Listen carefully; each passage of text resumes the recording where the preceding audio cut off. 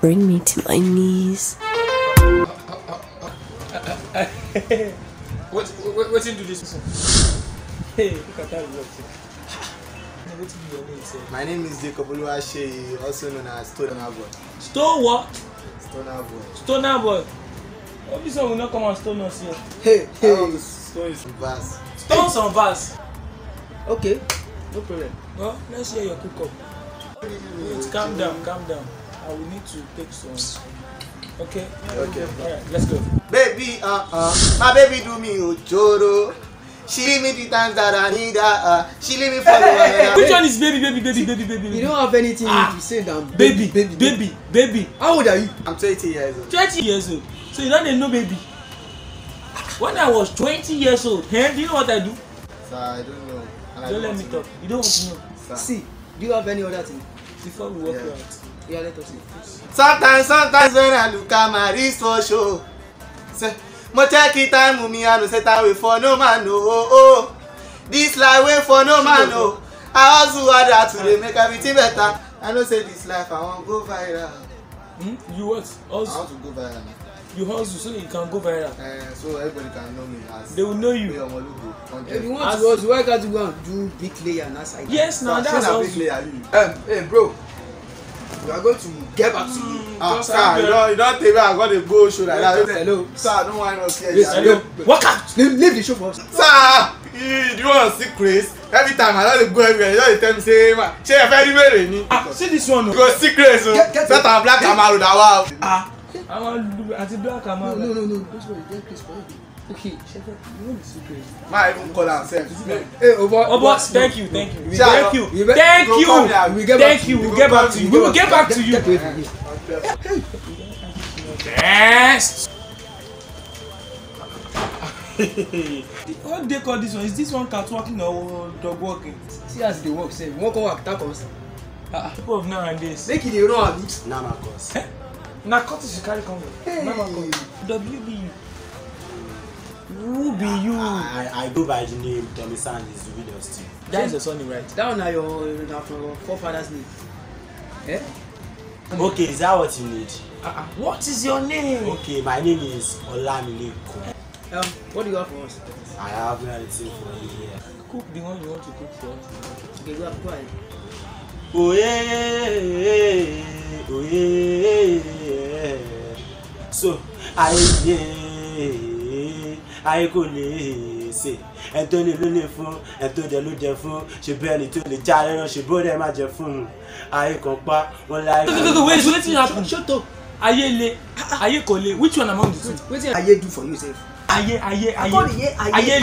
kò tún le. Which one do you want to say? You know what is going on in this our community with Nigeria? So now Aye. Come up. Do you have any other one? Yes. Please be fast. You have just a minute left. Say, see this life, all figures are no equal, yeah. For waiting, I've been seen, in your good, loud. Family can fight, so I keep it lost with the Cody Bami show. So I ground with the devil, so I face the devil. So I choose. Wait. So you face the devil? You face devil? Yes, of course. You face devil? This one get boldness. Hey! You face devil. Alaye, thank you. You don't have Goliath in Nigeria. Don't worry, you are gonna. You know what? In as much you face devil, go also rock. Go face Buhari. What's going on there? You face devil. What's going on there? Hey, Mr. Man, we get back to you. When? Now you put us here.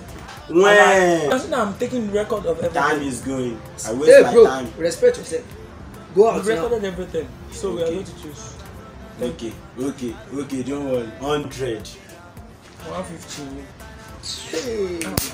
Next.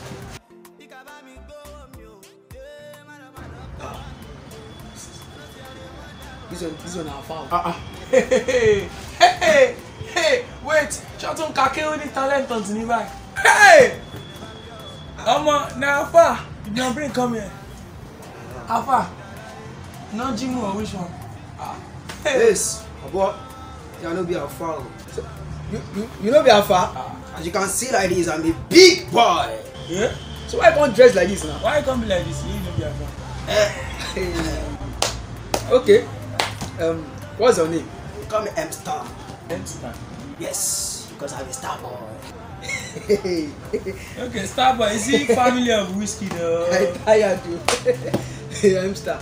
Okay, no problem. Let us hear from you. Okay. Yo, M-Star.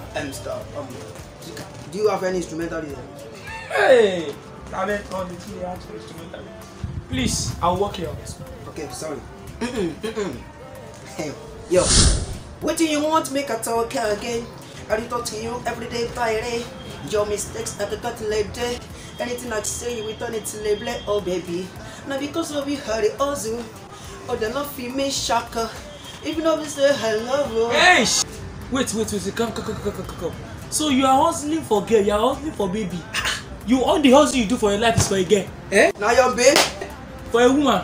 Are you a kid? So you know the hustle because you dey hustle, you dey work because of babe. I say na your babe. Hey! Since I'll stop this time now. Also forget. I don't die you. See person you. See person you. M-Star, be waiting. You got your name. You don't have any other thing to you. Yo, they call me M-Star, aka no my way. How much to aspect shot to joke to look chair. They need to dinner at the bar, you cannot bet ya. Later if you look studying, like she showed ya. I got money, jado dollar, my to die. And my waist tight, because I didn't know pack up. Like the Latin mama, but yeah, my Gilene cup, because I didn't more skill. You share my shit is to You just dey do, you just dey breathe, you just dey. Bro, Alpha. We are going to get back to you. How? Okay, they take things easy. Sir, don't you do proper screening before you accept this? I tired you. Hey? Next.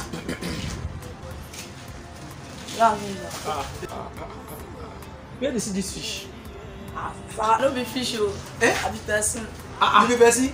Small boy like you. Wait. How old are you, sir? I was 16, sir. 16 years old. Yes. Hey. When I was 16 years old, I faced my book. Because we wanted to focus on it. So you don't want to eat? No, those days, people guys was room. But now, children of now, they understand now, sir. Hey, I don't need to explain much. Okay. Well, What's your name? My name is Young Good. Huh? Young goat. Where's the goat? I keep it inside my boxer. Under your boxer. But I'm sure that you will have before. Okay. No time. What do you have for us? They call me Young Good. Small boy mighty on this one again. And I got the praise of the God. Oh, fuck. No. Oh, fuck. Shit. And I got Hello. Give us another one. Just 1 minute. Another one. Okay. Yeah. I come in the video when I make all my music. All these bad snitching, all these other snitching on me. But I got standing on the ground all day. Sad people for me, but I ain't got time, bro. People envy you. Bad belly envy you. Wait. You don't get Babele people for your age. Yes, Then they envy you. Babele. Wait, you never turn to star. Hey! I hear people, they follow people. They follow. Me like some person who call the first time to talk about you. We talk say you too are you. What are you doing now? I'm going to get back to you. I have your record already. You get back. Yes, we get back to We'll you. get back to your record. Have your should be young dose. What do you call No, that? not young dose. Young gold. Young gold. Okay. Go out. Are you sending me away? What do you call that? I like that. Young gold. Better, oh.